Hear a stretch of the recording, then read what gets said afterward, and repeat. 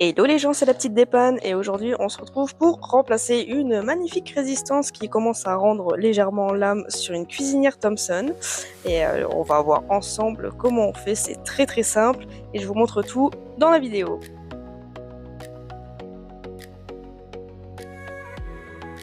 Ah, vous voyez qu'elle a bien souffert celle-là.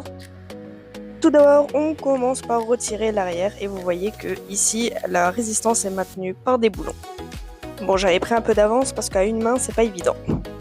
Une fois les boulons enlevés, on a juste à débrancher la résistance. Prenez une photo si vous avez peur de vous tromper dans le câblage. Là, on voit que la résistance, on peut juste en la tirant l'enlever complètement. Et là, vous voyez sur la résistance, on voit des petites ouvertures, des petites fissures. Ça veut dire que la résistance est usée et la cliente a eu de la chance parce que son appareil n'a pas disjoncté. Mais sachez que si vous voyez que votre résistance est déformée comme celle-ci ou vous voyez des petites fissures comme ça, voilà, cherchez pas, il faut changer la résistance.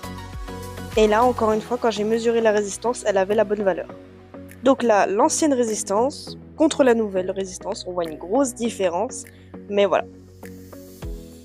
Et maintenant, on n'a plus qu'à replacer la nouvelle résistance dans l'emplacement et puis plus qu'à tout remonter, mais dans le sens inverse. Bon, jugez pas, c'était un petit peu compliqué à une main.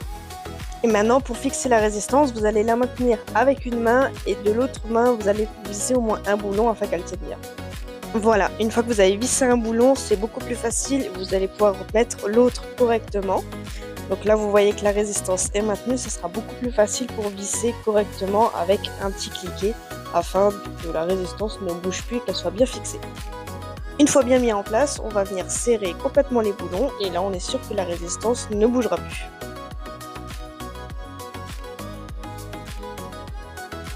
Une fois la résistance bien fixée, plus qu'à remettre l'écosse correctement. Bon, moi c'était facile parce que l'ordre de câblage c'était bleu, blanc, rouge. Allez, vive la France! Mais si jamais vous avez un doute, n'hésitez pas à prendre en photo dès que vous commencez à démonter. Moi j'ai commencé comme ça dans le métier de technicien, je prenais tout le temps en photo le branchement de peur de me tromper. Et voilà, la résistance de grille toute neuve mise en place et il n'y aura plus qu'à tester l'appareil et dire que c'est bon. On n'oublie pas de revisser le cache pour plus de sécurité. Dès que vous changez une résistance, ne vous étonnez pas, il va y avoir une petite odeur et peut-être parfois un peu de fumée, mais c'est totalement normal. Et voilà, maintenant vous savez changer une résistance.